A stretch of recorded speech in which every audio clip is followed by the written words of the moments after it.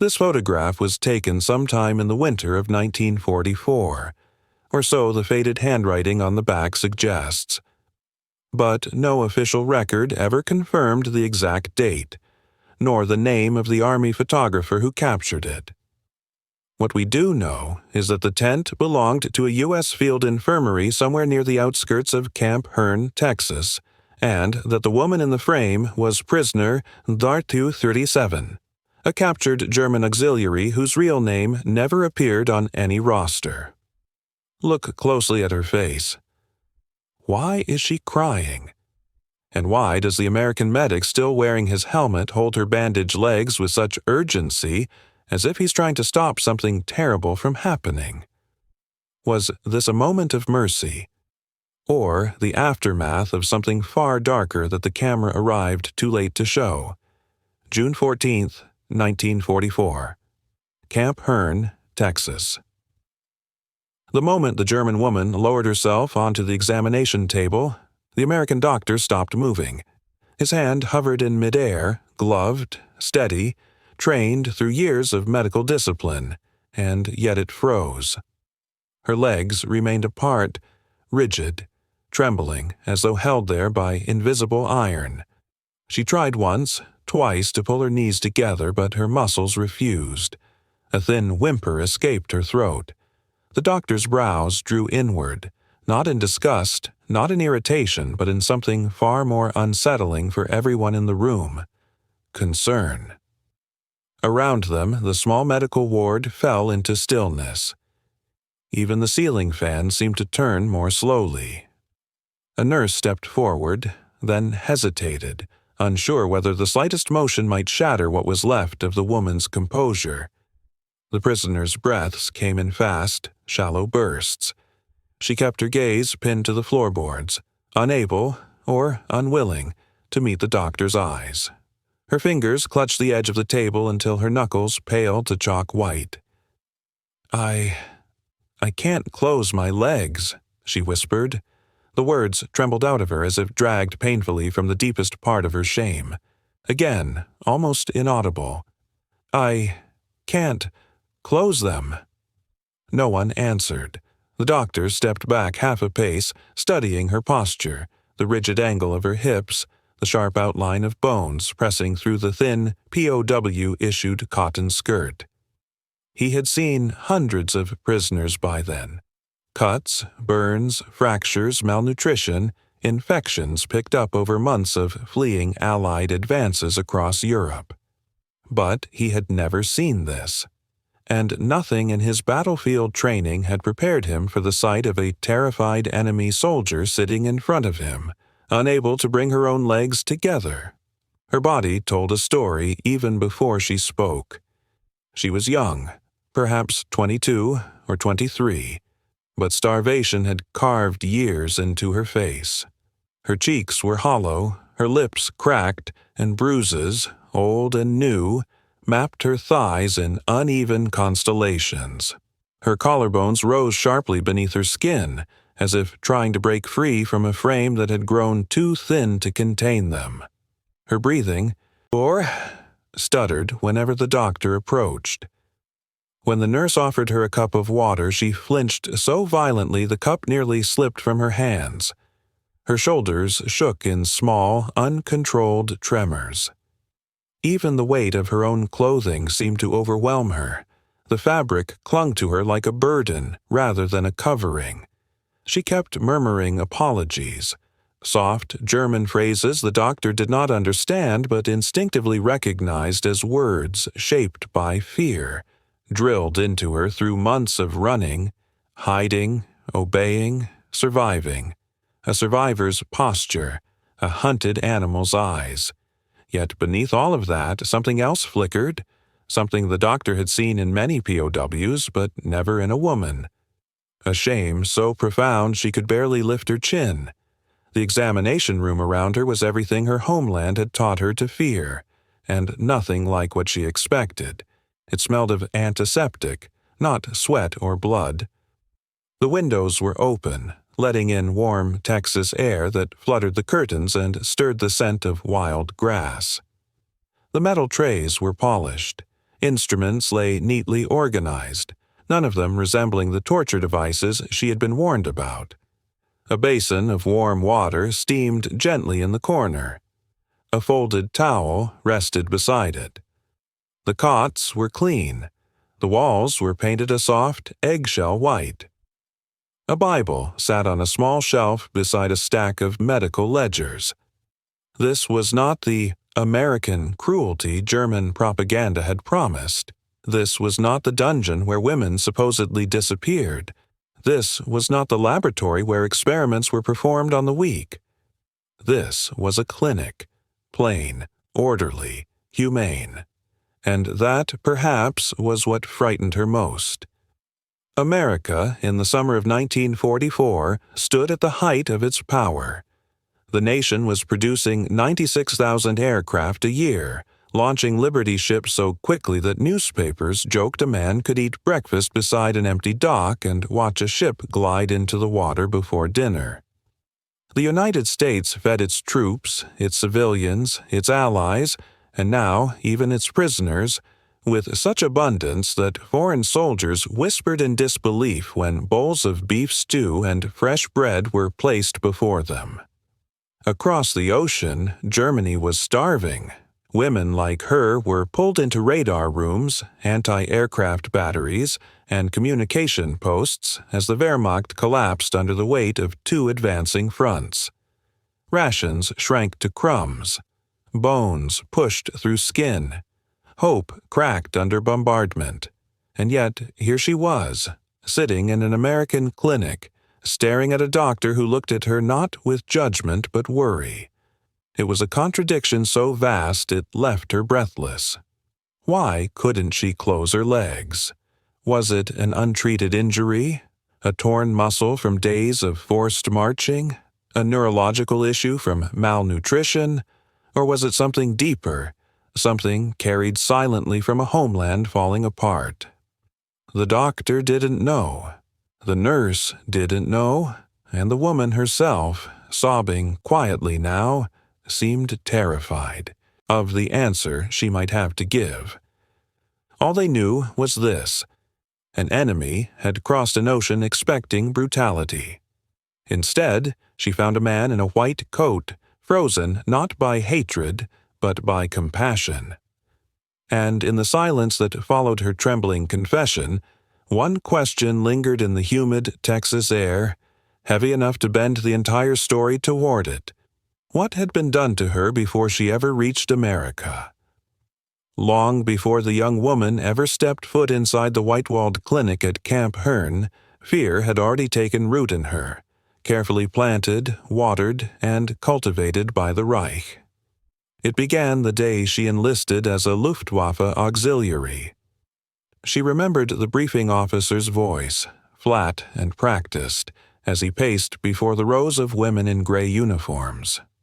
If captured, he warned, Americans do experiments on women. They humiliate you. They do not consider German women human. Rumors spread among the auxiliaries like mold in a damp barracks, quiet, foul, and impossible to contain. Someone had heard the Americans shaved women's heads. Another swore they injected prisoners with strange chemicals to study the female body under stress. Another claimed returning POWs, if any returned at all, were so broken they would not speak of what happened. Fear became doctrine. As Germany's front lines crumbled and Allied forces swept across France, the whispers grew sharper. If the Americans capture you, pray for death first. She was 19 when she heard a sergeant lean toward a group of radio operators and say, "Better to shoot yourself in the foot and surrender to the British, but not the Americans. Never the Americans." It didn't matter that none of them had ever met a single American soldier. It didn't matter that their only images of the enemy came from posters and propaganda reels.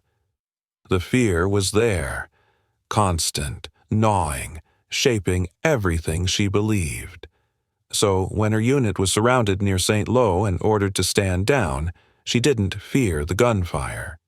She feared what might happen after, Her condition when she arrived in Texas told its own grim story. Months of hunger had shrunk her to half the weight she should have been. The bones of her hips jutted outward like handles carved beneath the skin. Her thighs trembled when she stood, not from nerves alone, but from muscles that had been cannibalized by her own body to keep her alive. She had limped, across more than 100 kilometers in the chaos following her capture in France. The march from the temporary holding facility to the coast was endless. Dust, heat, the sting of blisters splitting open beneath worn boots. She would lie awake at night clutching her knees to her chest, trying to ease the ache creeping deep into her joints. Then came the Atlantic crossing. 11 days packed into the bowels of a converted cargo ship, men and women separated by canvas partitions. Food scarce, air stale, hope dim. The ship rolled with every swell, forcing them to brace their legs constantly against the pitching floor. Her hips, already inflamed, began to lock. By the time the ship reached Norfolk, she could barely climb the ladder to the deck without 2 women supporting her elbows. A medic glanced at her briefly during intake but had no time for more. Thousands of prisoners were pouring into the country each month.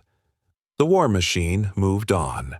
What she did not know, and could not know, was the medical truth behind her growing paralysis.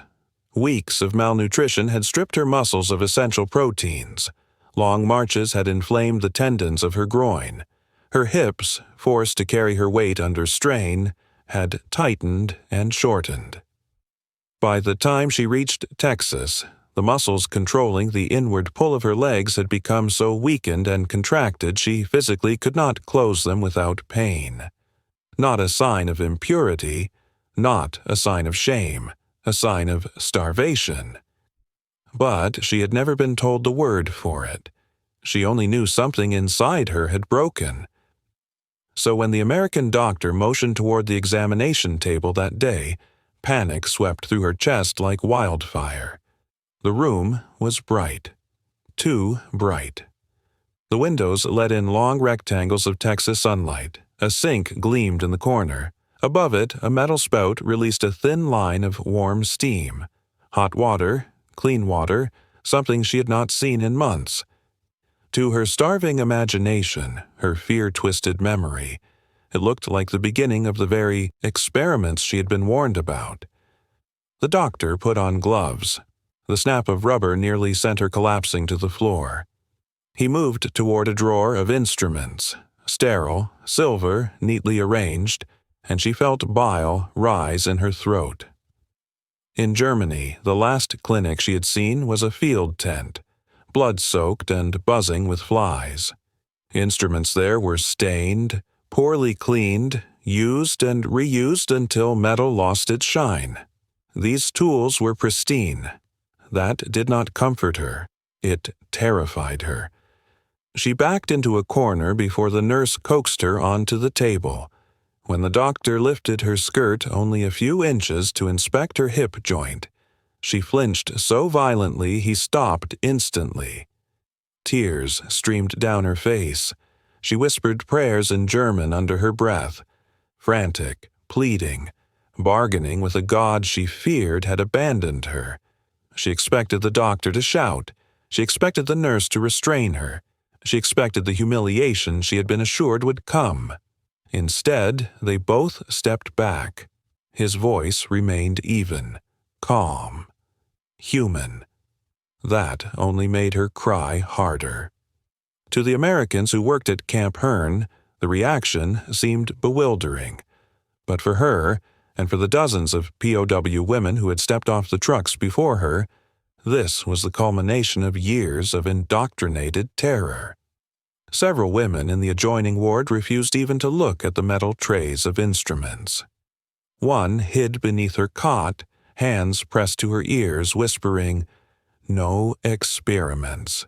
No experiments," until a guard gently coaxed her out. Another fainted at the sight of running water. A third begged a nurse to let her confess her crimes, so the punishment would be swift and the shame brief. They were not hysterical. They were not dramatic. They were operating under a worldview built entirely on lies. In their minds, Americans were not liberators or opponents or even men. They were beasts from propaganda posters. Monstrous, depraved, waiting to violate and destroy what remained of defeated Germany. To the doctor, who had grown up in Chicago during the Depression and joined the Army to save lives, the realization hit slowly, then all at once. These women truly believed we were monsters. And all of this unfolded against a backdrop no one in Europe had fully understood. In 1944, America was not merely strong, it was unstoppable. Industrial might poured from factories day and night, planes, ships, tanks, food, fuel. The United States was producing enough to fight 2 wars and still feed its prisoners with more calories than German civilians received. Families back home gardened, rationed, volunteered, sacrificed, not from desperation, but from unity. Across the ocean, Germany staggered under bombardment. Cities were reduced to rubble. Food lines stretched for blocks. Women like her were pressed into service because so many men were dead or missing. 2 worlds, 2 realities. One collapsing, one ascendant. And she, caught between them, had entered the camp carrying only what the collapsing world had given her: fear, exhaustion, and the conviction that the enemy would finish what the war had started. That fear now sat trembling on an examination table, unable to close her own legs, waiting for a brutality that would never come. The doctor did not raise his voice. He did not press forward. He did not even reach for another instrument. Instead, he pulled a wooden stool from beside the supply cabinet and eased himself down until he sat level with her trembling frame. His boots grounded on the clean tile floor, his posture open, steady, unthreatening. He rested his gloved hands on his knees and waited for her breathing to slow, not as a captor waiting for an enemy to comply, but as a physician waiting for a frightened patient to return to herself. The simple act, taking a seat, lowering himself to her level, struck her as strange, disorienting. German military doctors never did that. They stood above you, looked down, issued orders coldly, impersonally. But this man seemed almost patient. He turned his head toward the doorway and called softly, "Nurse Harris, could you come in a moment?" Moments later, a woman in her early 30s entered, her expression warm, her steps measured. She approached the examination table slowly, so slowly that the German prisoner had time to process every movement, how the nurse kept her palms visible, how she approached from the side rather than head-on, how she offered a faint smile that did not demand anything in return. "I'm going to stay right here with you," the nurse said in gentle English, tapping her own chest as if to make the words clearer. Then she pointed to the prisoner. "Safe, you're safe." The POW swallowed hard, unsure what to believe. Her eyes flicked nervously from the nurse to the doctor and back again. The doctor nodded to the nurse, then spoke. Not the way officers spoke on the battlefield, but the way a man speaks to someone in pain. "You're safe here," he said slowly. "No one will hurt you. Not in this room. Not in this camp." The words made something inside her flutter. Fear, disbelief, hope, she couldn't tell which. Her hands loosened slightly on the table's edge. The doctor reached for a folded cloth resting beside a bowl of steaming water. He dipped it gently, wrung it out, and extended it toward her, palm up, offering rather than imposing. When she did not move, he glanced at the nurse who took the cloth and laid it softly across the prisoner's hands. Warmth soaked through her trembling fingers. The shock of it almost made her cry. She had not felt warm water on her skin in months. "Just breathe," the nurse murmured. The doctor leaned forward. "I need to look at your hip, your muscles. Nothing more. Nothing to harm you." He tapped his own thigh to demonstrate. "Pain here?" She hesitated, then nodded. "Okay," he whispered. "I understand." He moved slowly, so slowly she could anticipate every touch. His fingertips brushed along the outside of her thigh, stopping the moment she recoiled. He didn't force her leg back into position. He didn't bark for her to be still. He waited. When he spoke again, his voice was softer still. "I believe your adductor muscles have tightened. Too much walking, too little food, too much strain for too long." She didn't understand all the words, but she caught enough to realize he was explaining, not accusing, diagnosing, not judging. The nurse brought over a syringe. The prisoner stiffened instantly, shoulders rising like a startled bird. The doctor held up his hand to stop the nurse before she approached. "No, no, slowly," he said. "Let her see." He lifted the syringe into view. "Medicine. Helps muscles relax." He tapped his arm, then hers. "Here. Good. Safe." The nurse echoed softly. "Safe." For a long moment, the POW sat frozen, her breath shallow. Finally, hesitantly, she nodded. The doctor didn't use the opportunity to push her down or restrain her. He simply cleaned the skin with a cotton swab and administered the injection with a gentleness she had never associated with medicine, let alone enemy hands. The Geneva Convention wasn't a term she knew, but she was beginning to feel its effects. Even in wartime, especially in wartime, American military doctors were bound by it. Prisoners of war were entitled to the same medical attention as U.S. soldiers. They were owed dignity, care, and humane treatment. Their injuries were to be tended, their diseases treated, their suffering eased where possible. It was a point of pride in the American Army Medical Department, a quiet, unwavering moral line. Even here, weeks after D-Day, while U.S. soldiers bled through their uniforms on the hedgerows of Normandy, penicillin and bandages and doctors were still set aside for the wounded enemy. Some said it was strategy, others said it was policy. Most American doctors felt it was simply the right thing to do. And, for the first time, the German woman began to understand that she was not sitting before a monster, but a man who had sworn an oath far older than the war that had brought her here. When the muscle relaxant began to take hold, the doctor gently lifted her right leg by placing one hand beneath her knee and the other at her ankle. He raised it slowly, watching her face the entire time. Not once did his eyes wander or his hands linger. Every motion was deliberate, respectful, careful to avoid even the suggestion of impropriety. He moved her leg only as far as she allowed, stopping the instant her breath caught or her fingers tightened around the edge of the table. "You tell me if it hurts," he said. "You say stop, I stop." No German doctor had ever said that to her. The nurse stayed beside her, steady as a pillar. When the prisoner's breathing grew uneven, the nurse placed a hand lightly on her shoulder, light enough to remove instantly if unwelcome, firm enough to remind her she was not alone. "You're doing well," the nurse said softly. "You're safe." Safe. The word repeated in her mind like a heartbeat. She lifted her gaze, slowly, fearfully, toward the doctor, and for the first time since her capture she saw something she had not expected. No hatred, no cruelty, no hunger for power, only concern, only humanity. Her eyes widened, just slightly. The first crack in the wall of fear.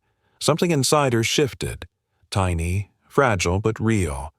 Not trust yet, not comfort, but a flicker of possibility that the Americans might not be what she had been taught. Her breath trembled as she whispered, "Why, Why you help me." Neither the doctor nor the nurse answered immediately, but the warmth in their eyes said enough. Because this is who we are. Because even in war, we care for the wounded. Because America does not abandon its humanity, not even for its enemies. For several long seconds after the doctor set her leg gently back onto the table, the young German woman sat absolutely still. Her hands lay limp in her lap. Her breath came shallow, uneven, as if her body was unsure whether it should brace for pain or collapse from relief. Then her shoulders began to tremble. Just lightly at first. Then with a force that rippled through her entire frame. A soft, strangled sound escaped her throat, a sound far too small for the weight behind it. She pressed both palms to her face as if trying to hold herself together, but the moment she did, the dam inside her broke completely. She began to sob. Not discreetly, not gently, but with the raw, unfiltered grief of someone who had held herself rigid for far too long. The tears came in torrents, slipping through her fingers and falling onto her uniform, darkening the thin cotton. "I'm sorry," she gasped between sobs. I'm so sorry." She apologized as though her pain were an inconvenience, as though breaking down in front of her captors were a punishable offense. Her breaths hitched, caught, then dissolved again into loud, uncontrollable crying. The nurse stepped closer, but she did not rush to touch her. She let the young woman fold forward, elbows resting on her knees, face buried in her hands, until the sobbing quieted just enough that words could find their way out. When the prisoner finally lifted her head, tears streaked her cheeks in jagged lines. Her eyes, red and swollen, darted between the doctor and nurse before settling somewhere near the floor, as though she did not feel worthy of meeting their gaze. "I thought," she whispered, struggling to breathe. "I thought you would finish what the war started." The doctor froze, not in shock this time, but in a profound, aching sorrow that welled up in his chest. The nurse brought a hand to her mouth, tears filling her own eyes. The prisoner hugged her arms around herself, rocking slightly.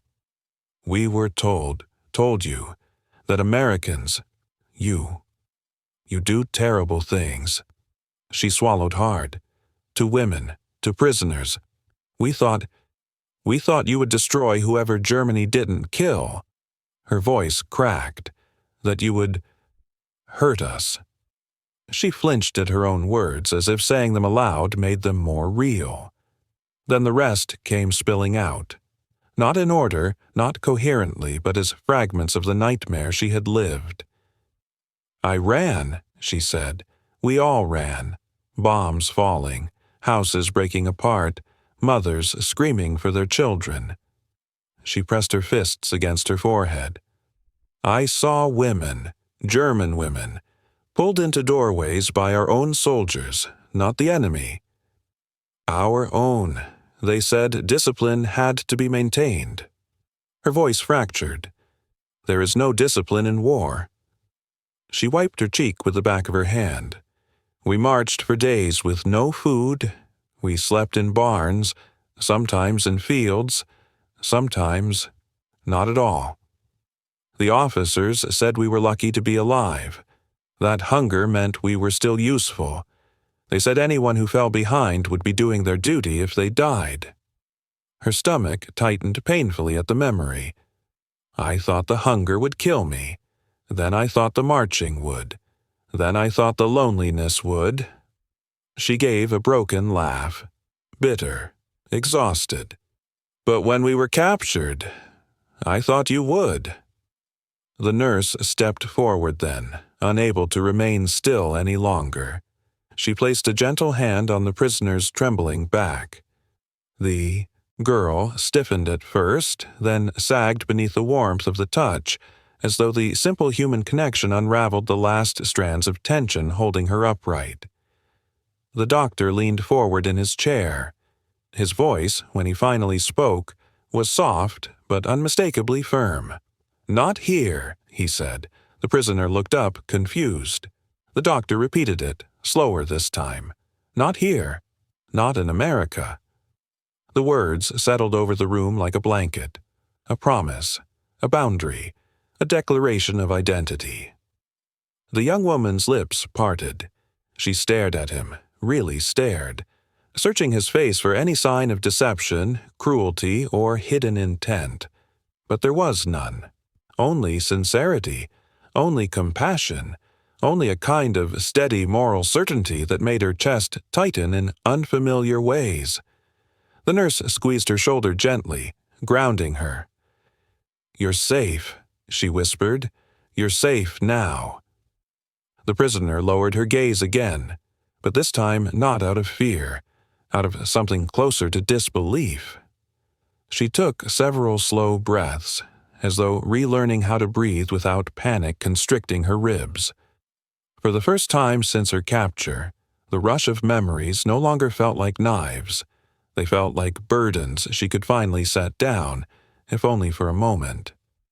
She spoke again, quietly, haltingly, describing how her communications platoon had been ordered to destroy equipment and flee as Allied forces approached.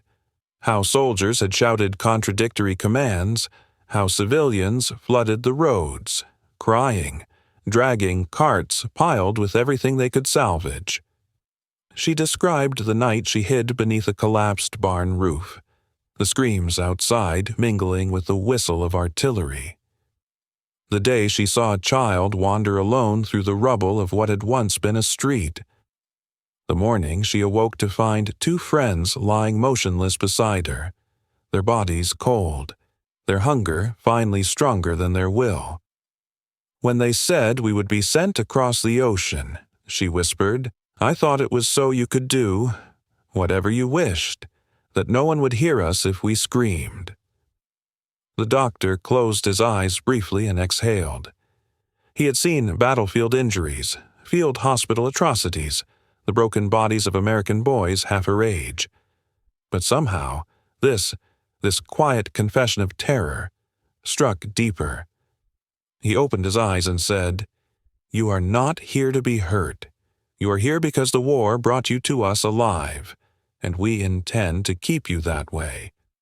She blinked at him, and another tear slipped down her cheek, different from the earlier ones. Softer, less driven by fear.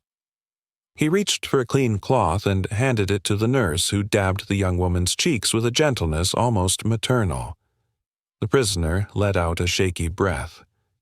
"I don't understand," she murmured. Why help me? Why give food, medicine, warm blankets? You don't have to." The doctor paused. He didn't give the usual explanation about the Geneva Convention. Though it was true, American law required humane treatment, even equal treatment for prisoners. He didn't speak about military policy or international codes. Instead, he said the simplest, truest thing he could. Because suffering shouldn't be answered with more suffering. The nurse nodded. Because you're a person, not just a prisoner. The girl swallowed hard. Her breath hitched, not from panic but from something fragile beginning to thaw inside her. For the first time she allowed herself to lean back against the table. Her posture loosened, her shoulders relaxed. She met the doctor's eyes without flinching. In that moment she felt something she hadn't felt in months. Not safety, not fully, not trust, not yet, but a doorway, a beginning, a belief, small, trembling but unmistakably real, that she might survive this war not just in body but in spirit, and that these Americans, these strangers she had been told to fear, might be the first people in a very long time who wanted nothing from her except her healing. In the days that followed her breakdown in the clinic, the young German woman began seeing the camp with new eyes. Not the eyes shaped by propaganda, but the eyes of someone who had survived long enough to compare what she had been told with what she was now living. It started with small things. One morning, as she walked toward the mess hall with a group of other POW women, she heard laughter. Loud, unrestrained, boyish laughter. 3 American guards stood by the fence, teasing one another about a baseball game played the night before. One swung an imaginary bat. Another clutched his chest dramatically as if struck by a ball. The third wiped tears from laughing too hard. The German women watched cautiously, uncertain, but the guards didn't turn their amusement into cruelty. They didn't mock them, didn't jeer, didn't abuse their power. They simply enjoyed each other, like brothers sharing a joke at home.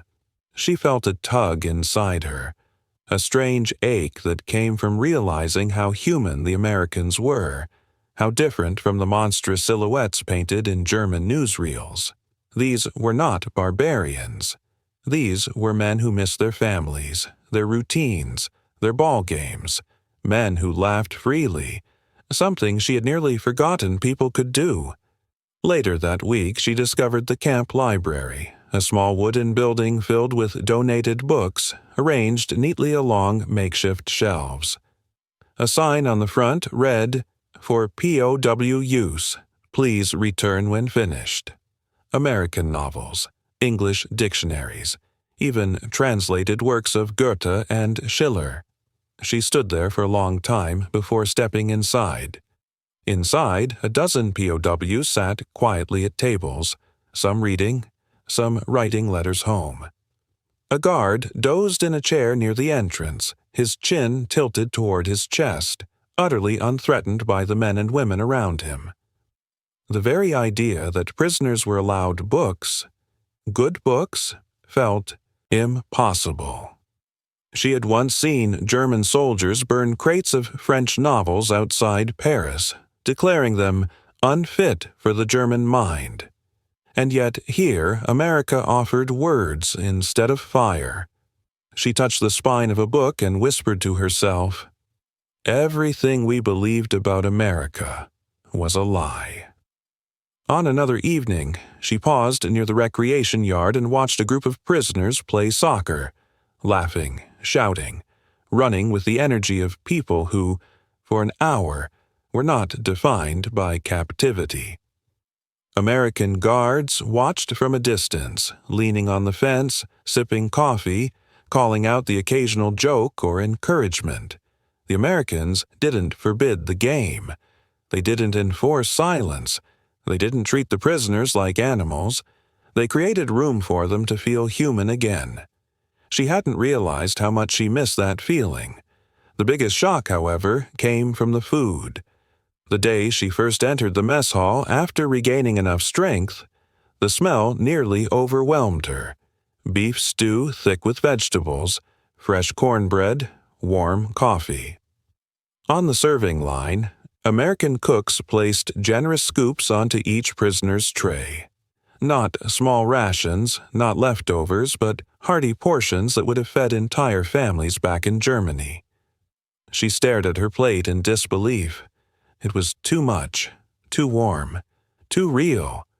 For a moment, she had to blink back tears, not of joy but of grief. Grief for the absurd contrast between this abundance and the empty bowls she had seen German children licking clean back home. She took her first bite slowly. The warmth spread through her body like a memory of life before the war. She lowered her spoon, hands trembling. "Why do they feed us like this?" she whispered to the woman beside her. The other POW, older and sharper-eyed, answered quietly, "Because they can, and because they choose to." The young woman swallowed hard. She thought again of what she had once been taught. America wins because it is ruthless. America wins because it shows no mercy. But here, sitting before a full plate of food, she understood the truth. America doesn't win with cruelty. America wins with abundance and kindness. And that realization shook her more deeply than anything else since arriving on American soil. On the other side of the camp, the doctor experienced his own awakening. He had grown accustomed to treating enemy soldiers, men with swastika pins hidden in their pockets, men who refused to speak English, men who muttered insults under their breath while he set their fractured bones. But treating a young woman, terrified into paralysis not by physical injury alone, but by the weight of everything she had endured, forced him to confront the war from an entirely new angle. He found himself thinking of his daughter back home in Illinois. She was 8, dark-haired, curious, fond of helping her mother bake pies on Sundays. She slept with a stuffed rabbit tucked beneath her arm. She cried when thunderstorms rattled the windows. He couldn't help imagining her in the German girl's place. Starving, running from artillery. Locked in a barn while soldiers, friend or foe, decided her fate. Terrified beyond reason of the people who found her. The thought twisted inside him until he had to close his eyes. That night after his shift ended, he sat at his desk beneath the dim glow of a small lamp and opened his leather-bound journal. He dipped his pen into ink and wrote, "If we lose our humanity, we lose more than any war could cost." Then another line, "May God help us to heal, not harden." He paused, staring at the words. He had enlisted to save lives, not to decide which ones were worth saving. And for the first time he understood with piercing clarity why America had insisted on humane treatment of prisoners, why the Geneva Convention mattered, why doctors were sent to POW camps even when frontline divisions lacked enough hands.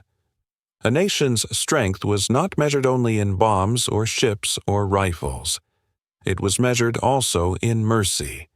And he felt proud, quietly, fiercely proud, to serve a country that understood that. In the following weeks, the young German woman explored more of the camp as her mobility improved.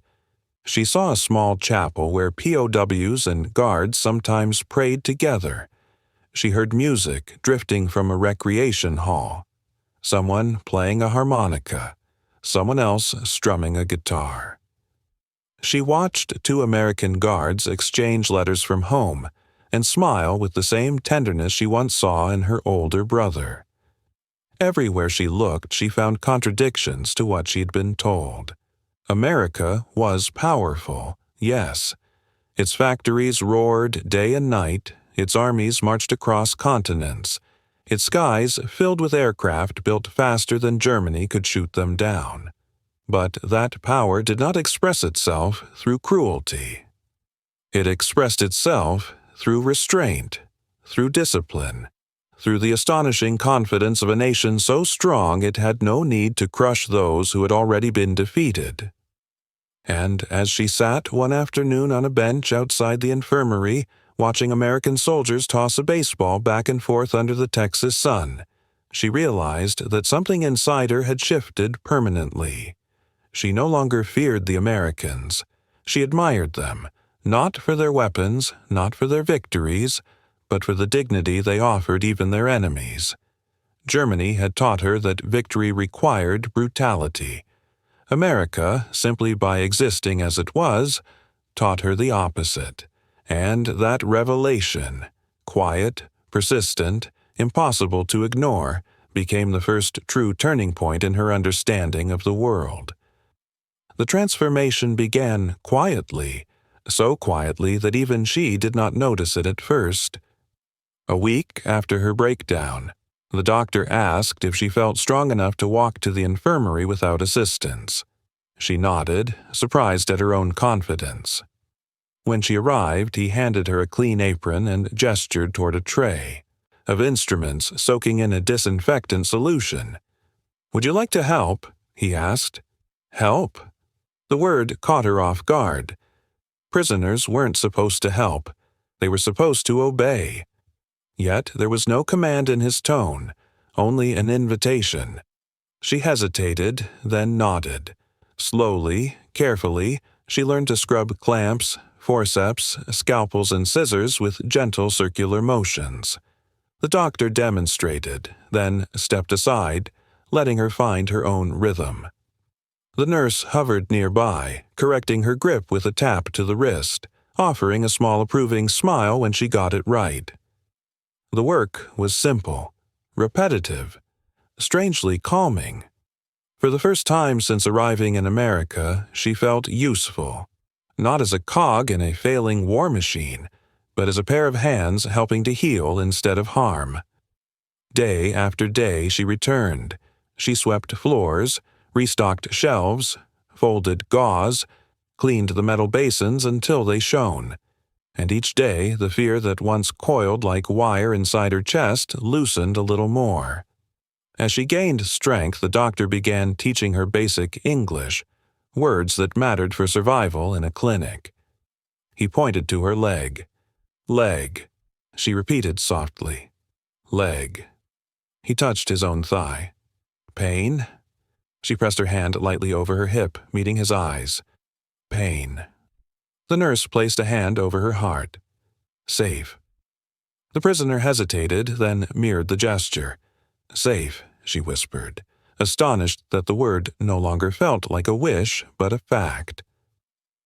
At the end of each lesson, the doctor nodded toward her with the quiet dignity of a teacher acknowledging a diligent student. She would bow her head slightly and say the phrase she had learned first and used most. Thank you. Sometimes the words trembled. Sometimes they were steady. But each time they were real. Soon she could understand small phrases spoken between the doctor and nurse. She began to answer simple questions. Eventually she dared to ask one of her own. Why? Help me learn. The doctor thought for a long moment before answering. Because understanding makes people less afraid, he said, and less alone. She nodded, absorbing that truth with a tenderness that surprised her. Outside the clinic, the camp continued its hum of daily life. Routine, structured, strangely peaceful. She began noticing details she had been too frightened to see before. One afternoon, while walking across the yard, she noticed a circle of American soldiers sitting beneath a cottonwood tree, writing letters home. Their voices drifted through the warm air. "Tell Mama I'm eating fine," one said. "Tell her the peaches here taste just like hers." Another laughed softly. "Tell my sister I'll bring her a real Texas belt buckle when I get back." They spoke of small towns, Amarillo, Tulsa, Cairo, Decatur. Places with names that sounded soft, friendly, impossibly far from the violence that had shaped her life. Places where mothers waited. By kitchen windows where fathers tended fields, where little brothers chased dogs through tall grass. Hearing the soldiers speak made something inside her warm and ache at the same time. They were not faceless enemies. They were someone's sons. They missed ordinary things, pies and porch swings and the scent of summer wheat. It struck her that the Americans fought fiercely on foreign soil, yet longed only to return to humble towns whose names she could barely pronounce. One morning, while helping the nurse carry linens across the yard, she stopped abruptly. The nurse turned. "What is it?" The German woman pointed upward. The American flag billowed on its tall pole, the red and white stripes catching the sun, the blue field glowing deep and steady. She had seen it before, of course, but today it struck her differently. The flag moved with an effortless confidence, as if the wind itself respected it. A German POW, standing nearby, older, once a schoolteacher before the draft, watched the flag with his hands folded behind his back. After a moment, he whispered in accented English, "Your country," strong and gentle at the same time. The words lingered in the air. The young woman felt her throat tighten. For once, she did not think of the Reich's banners fluttering over ruined streets. Those flags demanded fear. But the flag before her now seemed to offer something else entirely, an assurance she couldn't yet name. Strength without cruelty, power without arrogance, victory without humiliation. She had never imagined such a thing existed. As the days passed, she saw more glimpses of the America she had been told to hate, but was now quietly learning to admire. She saw a guard pause during his patrol to help a POW adjust a crutch. She saw an American cook slip an extra piece of cornbread to a prisoner on her birthday. She saw a chaplain open the chapel doors for anyone, German or American, who wished to sit in silence. Each act, small on its own, formed a mosaic of unexpected mercy. But it was in the infirmary where her transformation became most visible. She no longer flinched when the doctor approached. She no longer braced at the sound of medical instruments. She no longer expected harm. Instead, she anticipated the quiet routine. Scrubbing tools, folding cloths, practicing her English phrases, learning how to help others who came limping or trembling through the door. The doctor noticed. The nurse noticed. Even the guards noticed. One guard remarked softly to another, "She looks lighter somehow. Like she's finally breathing." They didn't know the half of it. She had begun to reclaim parts of herself she thought the war had erased. Her curiosity, her dignity, her sense of belonging in the world. At night, lying on her cot beneath a thin army blanket, she would repeat the English words she had learned that day. Leg, safe, pain. Thank you. More than vocabulary, they felt like milestones on a road she didn't know she was traveling until she was already far along it. And though she couldn't yet articulate it, a quiet truth had begun to take root in her heart. America had not freed her from captivity. It had freed her from fear. And that new freedom, the freedom to feel human again, was something she clung to with both hands, unsure how she had survived without it for so long. The day she first tried to close her legs again came quietly, without ceremony. She sat on the edge of the examination table, thinner than any American girl her age should have been, but stronger now, steadier. Weeks of care had filled her cheeks with a faint warmth. Weeks of food had softened the sharp angles of hunger carved into her body. Her eyes, once hollow and darting like those of a hunted animal, now held a calmer, deeper light.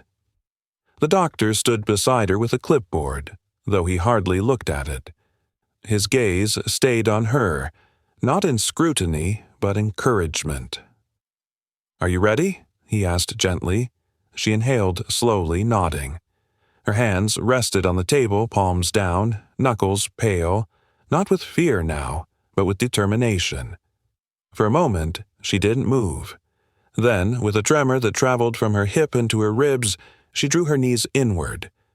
Just an inch. But enough. Pain flared, sharp, electric, but it was not the old terror that froze her breath.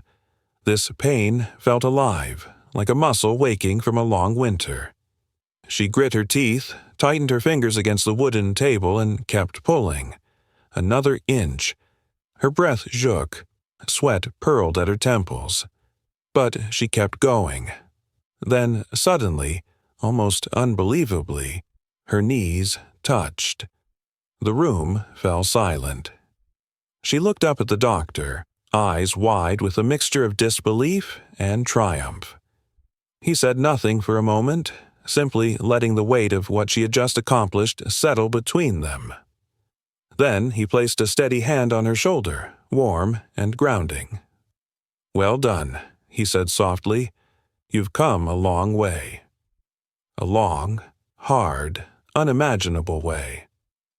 Later that afternoon, as the sun dipped low and cast the infirmary in golden light, the doctor walked her slowly toward the open doorway. She paused there, bathed in the warm Texas glow, letting the air wash over her face. He stood beside her, hands in the pockets of his white coat, watching the yard where POWs and guards mingled in the gentle rhythm of evening duties. "Do you know why we treat prisoners the way we do?" he asked quietly. She shook her head. He thought for a moment before answering. "We don't take advantage of the weak," he said. "We help them stand again." The words fell into her chest like a stone dropped into deep water, sinking slowly, settling heavily, changing the landscape inside her as they went. She had come to America expecting punishment, humiliation, perhaps even death. Instead, she had found dignity, healing, a chance to be more than what the war had left of her. She looked at the doctor, trying to understand a country where compassion could stand beside victory without contradiction. You did not have to help me," she murmured. He smiled faintly. "That's exactly why we did." Behind them, another POW woman, older, hair streaked with gray, stood near the doorway watching. She had seen the girl's trembling walk into the infirmary weeks earlier. She had heard her sobs through the walls. And now she watched her stand straighter, calmer, touched by something gentler than fate had ever allowed her before. The older woman whispered almost reverently, "America saved us. Not with weapons, but with mercy." The young POW felt the truth of those words sink into her bones. In the years after the war, historians would argue endlessly about what won World War II: industrial might, military strategy, geography, timing. But for the people who lived through it, especially those who entered America as enemies and left as survivors, another answer lived beneath the surface. Greatest Generation did not win because they were strong. They won because they were moral. Because even in victory, they did not abandon compassion. Across the country in 1944, families rationed sugar, collected scrap metal, planted gardens, and prayed for their sons overseas. Yet they never argued that POWs should starve. They never demanded cruelty as repayment for cruelty. They believed America's strength came not from domination, but from its ability to hold on to decency in the darkest moments of history. In a time of total war, America chose humanity. That choice still echoes. And in an age of political division and uncertainty, stories like hers offer a reminder. There was once a country confident enough to be kind, a country powerful enough to feed its enemies, a country united enough to believe that mercy was not weakness, but identity. That was America at its best. And perhaps, beneath the noise, beneath the doubts, a part of that America still waits to be reclaimed. Years later, long after the war ended and the POW camps were dismantled, the young woman returned to Germany. She rebuilt her life the way her muscles had once tried to rebuild themselves, slowly, painfully, inch by inch. She became a nurse, inspired by the same hands that had once lifted her trembling leg and assured her she was safe. She married. She had children. She never forgot the doctor's face. When her daughter grew old enough to ask about the war, she told her everything: the hunger, the terror, the endless march through ruins. But when the girl asked what saved her, she did not speak of surrender or survival. She spoke of America, of the clinic in Texas, of the nurse who placed a warm cloth in her hands, of the doctor who lowered himself to her eye level, of the day she closed her legs again and felt for the first time like she might heal. Her grandchildren would grow up with the same story. Whenever they asked why their grandmother insisted on celebrating Thanksgiving, an American holiday she had adopted with personal devotion, she would smile and say, "Because gratitude should be practiced, not just felt. and when they asked what America was like, her eyes softened. She would answer, it was strong and gentle at the same time. On her last visit to the United States, decades after she had left the POW camp, she stood once more beneath a Texas sunset. The flag rippled above her. The air smelled of dust and warm cedar.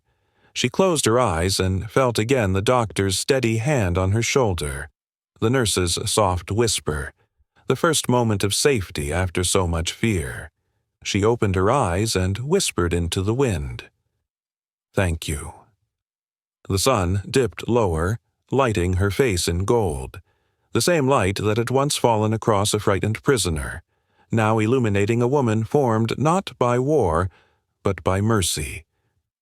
And in that quiet moment, the story of a nation and a girl from a broken country intertwined once more, reminding anyone who cared to listen, humanity doesn't make America weak. It makes America great.